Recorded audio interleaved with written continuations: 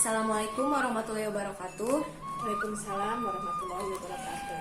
Tepangkeun nami abdi Brilian Alvioleta Des Happy Muhtar di kelas 10 MIPA hiji SMA Negeri Hiji Cileunyi. Di dieu abdi bade ngawawancara pundiang kangge tugas bahasa Sunda. Mangga Ibu tepangkeun. Assalamualaikum warahmatullahi wabarakatuh. Tepangkeun nami Ibu Suryati, Mamahna Brilian. Ibu di dieu abdi bade ngawawancara Ibu ngeunaan dampak COVID-19 karena kegiatan pembelajaran di sekolah. Kersa Ibu? Insyaallah.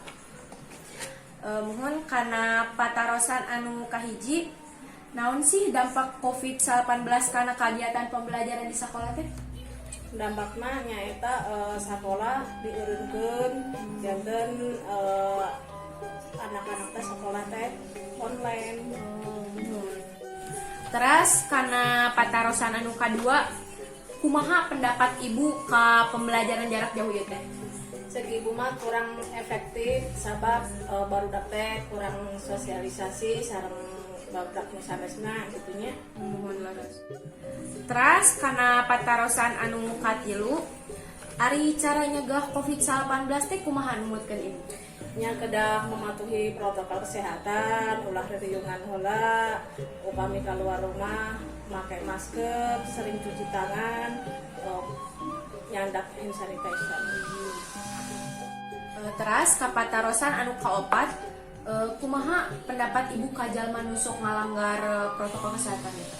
Nya kesel oge sih sabab manehna kurang sadar kana resiko dampak COVID-19 ieu. Padahal virus ieu teh sangat berbahaya. Terus kapatarosan anu pamungkas Bu, naon harapan Ibu ngeunaan COVID-19 ieu ka payuna? Ya mudah-mudahan virus ieu gerak leungit di bumi ieu sabab dampakna karena sapisan komo kanu faktor ekonomi mah. Karena sapisannya Bu nya. Terus mun Ibu hatur nuhun sakitu wae patarosan anu ku abdi ditaroskeun ka Ibu. Hatur nuhun waktosna. Hapunten bilih aya kalepatan. Wassalamualaikum warahmatullahi wabarakatuh.